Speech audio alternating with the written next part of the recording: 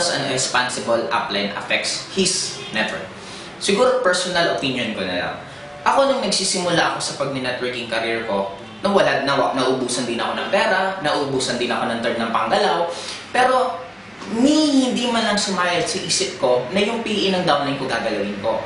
Hindi ko man lang iisip sa posisyon ko na yung downline ko, hihiraman ko ng product at hindi ko ibabalik. Bakit? Guys, ito, bibigyan ko ng pinaka-senaryo ng buhay ko. Nung nag-start kami dito sa Bicol, actually wala kaming center, wala kaming office. Ngayon, meron isa sa akin ng magandang loob kay Miss Ma'am Lea Wong na ang BCO ng Kabanatuan na pinahiram niya mismo ako ng product. In short, iniwalaan niya ako worth almost 300,000 na amount ng pera. Dumadating sa point na nag-network ako, pero wala na akong pera, pero meron akong product na pinapaikot, may center akong hinahandle, pero minsan doon hindi ako kumuha malang kahit piso, kahit 1,000, kahit hindi ako gumalaw. Bakit? Kasi para sa akin, hindi ko yung pera.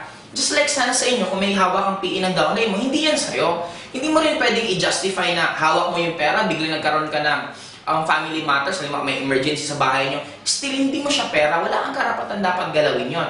Kasi just imagine sa akin, kung time na nanggugutom ako, time na nawawalan ako ng pera, since meron naman ako center na in-handle, kung ginalaw ko yung pera, tingnan nyo yung magiging chain reaction.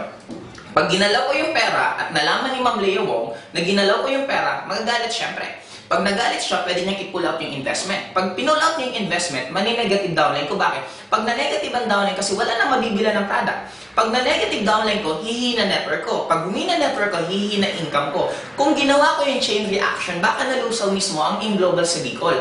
Just imagine guys, kung natukso ako sa maliit na lagang yun, kahit sabihin na natin, yung buong 300,000 kinuha ko, binulsa ko. Hindi na ako nagpakita kay Ma'am Leo. Total, malayo naman siya. Hindi niya mapupuntahan dito sa Bicol. Guys, yung kinikita ko ngayon, araw-araw, yung 4 kong sasakyan, yung naging travel ko sa iba't ibang countries, yun yung lahat na nasakripisyo dahil lang sa 300,000. Kaya ito lang tatanungin ko sa'yo. Kung ikaw yung tipong networker na medyo natutokso ka rin pagdating sa perang yun, ito lang tanungin mo sa sarili mo. If you think that is your worth, kung para sa'yo yun na yung worth mo, then okay lang, kunin mo yan.